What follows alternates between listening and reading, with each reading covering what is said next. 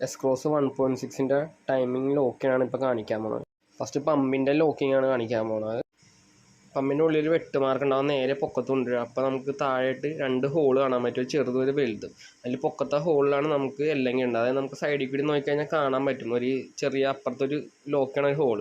ചെറിയ അല്ലെങ്കിൽ ഇട്ട് കഴിഞ്ഞാൽ നമുക്കത് ലോക്ക് ചെയ്യാൻ പറ്റും. അങ്ങനെയാണ് പമ്പ് ലോക്ക് ചെയ്യണത്. അടുത്ത് ഇനി ക്യാമ് ലോക്ക് ചെയ്യണതാണ് കാണിക്കാൻ പോകുന്നത്.